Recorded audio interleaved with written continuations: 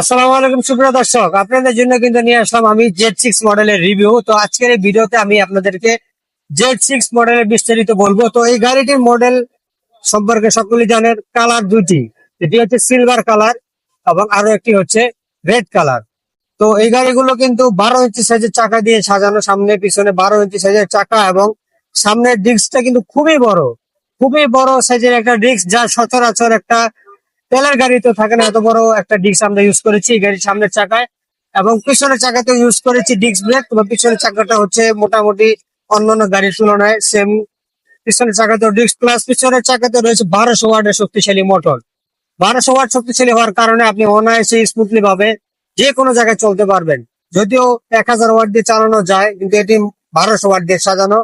এবং আমি যদি গাড়িটার সামনের লুকিংটা যদি আপনাদের একটু দেখিয়ে দিই লাইট জ্বালিয়ে, খুবই অসাধারণ। যখন গাড়িটা রাতের বেলায় চালাবেন, মানে তখন বোঝাই যাবে না যে কি কি চলতেছে রাস্তার মধ্যে। খুবই অসাধারণ ভাবে সাজানো আছে। এবং গাড়িটার যদি আমি ইন্ডিকেটর দেখিয়ে দিই আপনাদের, ইন্ডিকেটর নিয়ে প্রশ্ন থাকে গাড়ির ইন্ডিকেটর কোথায়। গাড়ির ইন্ডিকেটর কিন্তু এখানেই রয়েছে। জানি না বাইরে রোদ ভিডিওতে কেমন বোঝা যাচ্ছে, বামে ডানে।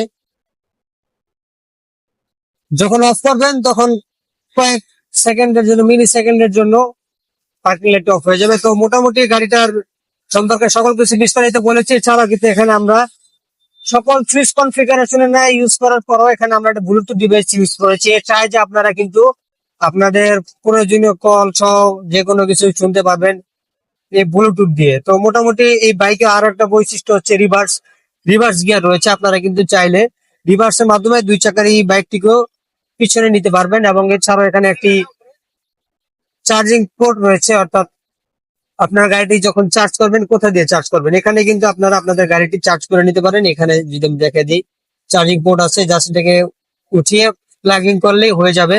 প্লাস এখানে কিন্তু গুরুত্বপূর্ণ কাগজপত্র আপনারা রাখতে পারবেন, চার্জার সহ আরো কিছু রাখতে পারবেন।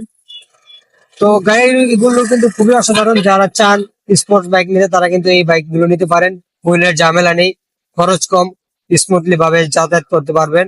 দুইজনের জন্য খুবই অসাধারণ একটি গাড়ি।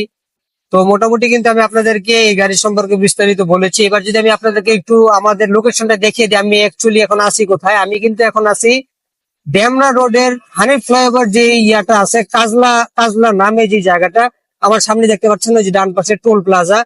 তো এই টোল প্লাজা দিয়ে যদি আপনারা কেউ হানিফ ফ্লাইওভার দিয়ে আসেন, টোল প্লাজা দিয়ে সরাসরি আসতে পারেন। এই জায়গাটার নাম হচ্ছে কাজলা। জাস্ট এখান থেকে এসে আপনারা একটু ইউটার্ন নিলেই সোজা চলে যাবেন এই রাস্তা দিয়ে ইবনে সিনা। তো এই ইবনে সিনার পিছনেই হচ্ছে আমাদের শোরুম। ইবনে সিনার সামনে এসে ফোন দিবেন, আমরা আপনাদেরকে রিসিভ করে নিয়ে আসবো। তো এই হচ্ছে আমাদের শোরুমের লোকেশন। তারপরে যাদের চিনতে অসুবিধা হয়, আমাদের কিন্তু ভিডিওতে দেওয়া আছে, আমাদের পেজে পিন করে দেওয়া আছে আমাদের লোকেশন, আপনারা চাইলে সেখান থেকে দেখে নিতে পারেন। তো বিদায় নিচ্ছি। এতক্ষণ আমি তাহলে আপনাদের সাথে ছিলাম, যারা আমাদের সাথে ছিলেন ধন্যবাদ সকলকে। আসসালামু আলাইকুম।